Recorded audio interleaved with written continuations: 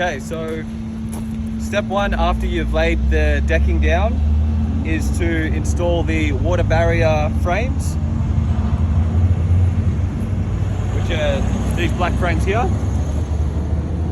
So you would assemble them, joining them at each corner with the brackets, and then apply the bolts loosely so you still have a little bit of room to play, and then use the laminate flooring to snap in together, and then build the floor outwards, and you'll have your base for the dome to begin the installation. Ready? Cool. So firstly, you're going to need a platform or a step ladder, something you can get up high so you can reach the main brackets with. So to start the assembly, you'll first need a sharp curve panel, one of the vertical panels, which is, in this case, we're using the RV door at the front, and the third thing is the corner frame. So we'll tighten the sharp curve at the top of the bracket here.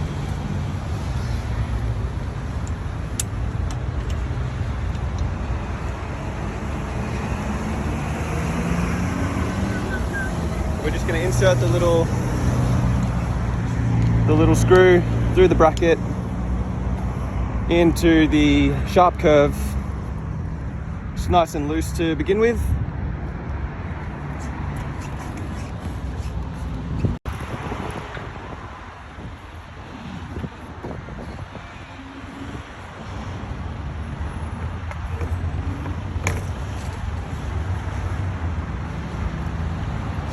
Next, the vertical panel, the RV door, just sliding into the water barrier frame at the bottom there, and then joining with the corner frame. Yep.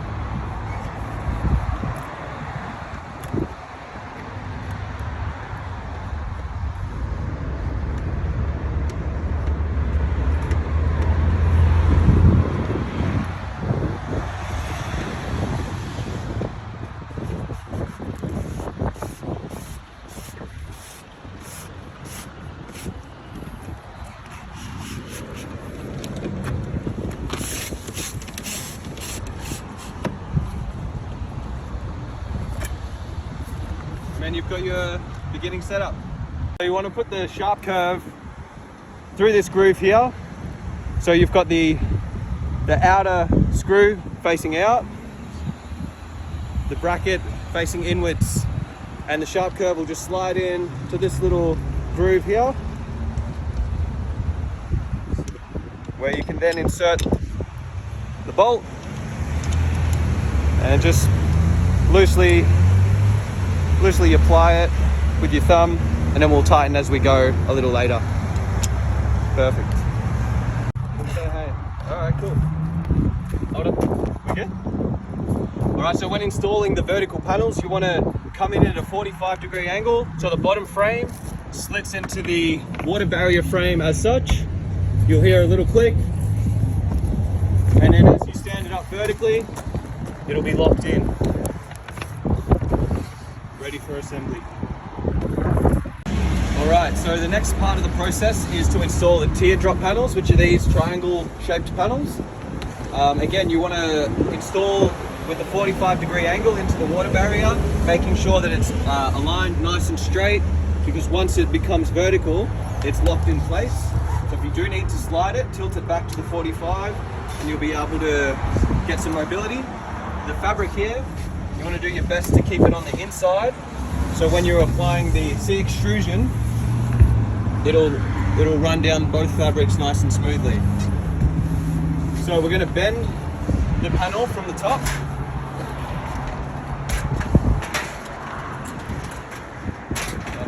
Don't be afraid to give it some flex. It's built to bend.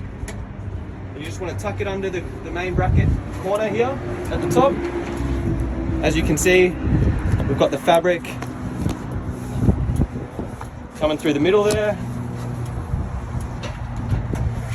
And now we can apply the C extrusion, which looks like this on the end. And you can slide both of the fabric ends through here.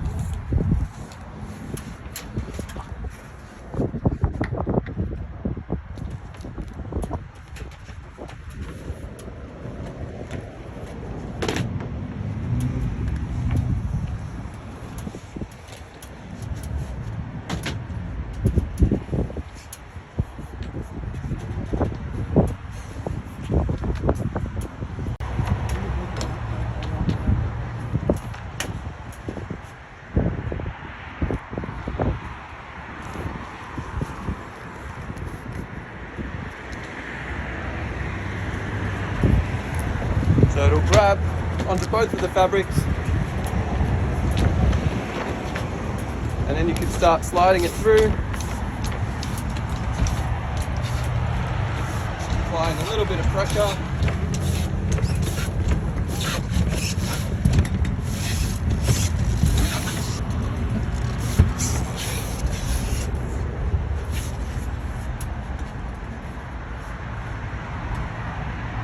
Alright, so we're going to be putting the C extrusions on the outside of the two teardrop panels, sliding down the two pieces of fabric that are on the outside, and that'll bring in the two panels together nice and strong.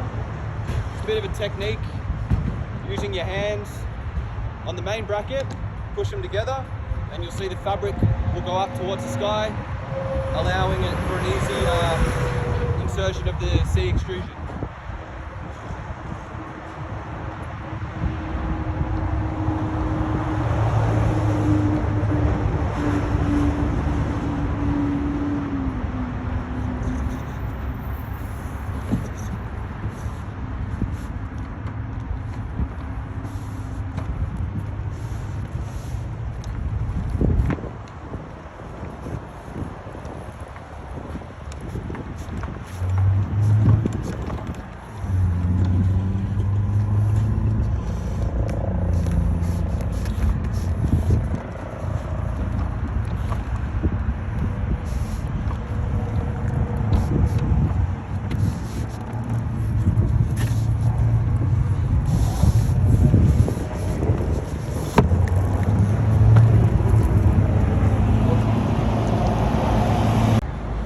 So this step is the inner roofs, the roof ends either way.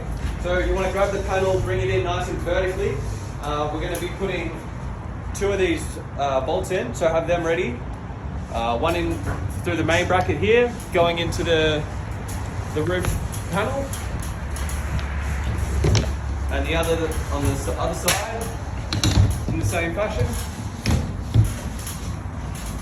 So we line these up.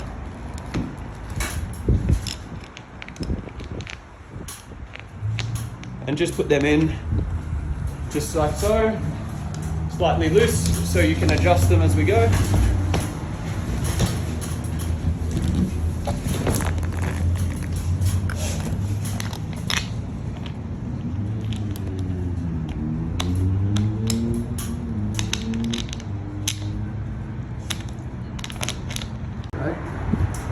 Alright, so next step in the roof inners is the C extrusions.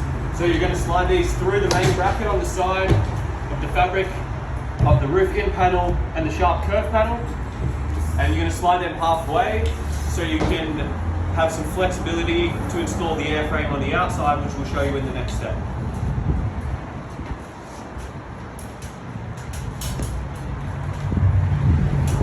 So you just line the fabric up.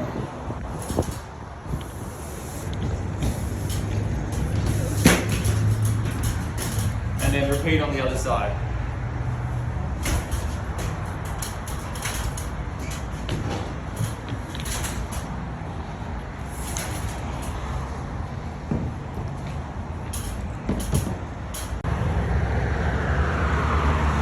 So these are the two fittings where the air freight slide on these 2 points. Get the bottom one in first, and then the man up here, which is Jay, push down a little bit. A little bit more. A little bit. Whoop. Back again. Back to me a little bit. Too far. Tiny bit, like real tiny. To me. Yes. And then just give it a bit of a wiggle. It'll go on.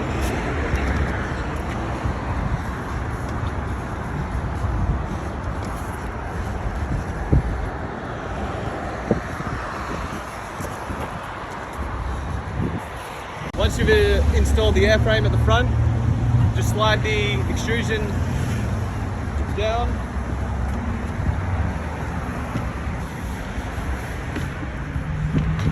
Making it nice and flush.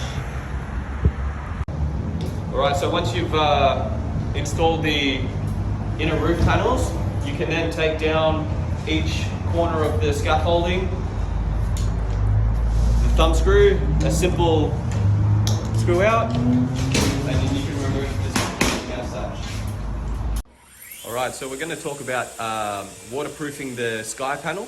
So once you've completed inserting the outer roof panels all around, what we're going to do is run some silicone in between the aluminium edge of the outer roof and the aluminium of the airframe, like so. 45 degrees, and just keep a nice and steady hand all the way through. And then you're just going to want to run your finger and just seal the gap. All right, so stage 2 in waterproofing the dome is cutting the extrusion from the outer teardrops flush with the main bracket here. So we want to make sure that's nice and flush so that the next stage works really well. So we've got the Azido power tool here, and we've just simply cut that nice and straight.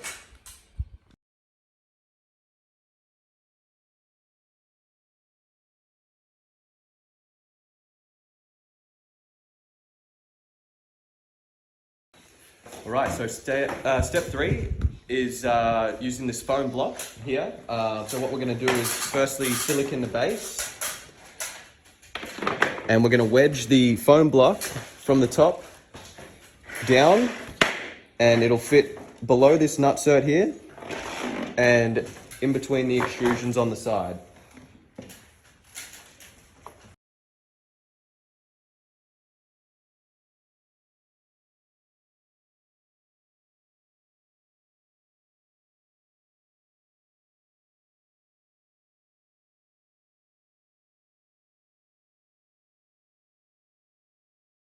All right, so the second layer of foam that we've got here is going to be placed on top of that previous foam that we've just installed. And that'll be glued together with some silicone as well. And then that'll allow it to be flush with the 2 outer roof panels. And then we can go from there. All right, so the last step of waterproofing the dome ready for the sky panel is just applying silicone on top of the foam blocks that we've installed. And making sure that we're sealing the gaps between both airframes and along the bottom here, just to make sure that it's all good for water, keeping the bugs out nice and strong. Alright, so we're doing the pop-out roof. First things first, this is the roof after we've assembled the corner caps onto each corner of the roof. Once these are stuck on, this is the maximum angle that you want to be able to leave it resting, because you don't want to put any pressure on any of these caps, or else they might break during the process. So handle with caution, handle with care, and we'll show you how to put it up to the sky. So you probably need 2 to 3 people when handling this. There's a little bit of weight behind it. So we're going to carry this up directly below the roof, and we're going to lift up on the diagonal, so each corner goes up opposite each other through the roof, and then once it's up, we'll shift it so we can have it horizontally and placing the roof easily and carefully onto the D-seals. How does that go? Okay. Hurry up. 3, 2, 1, go. Put it. Go. All right.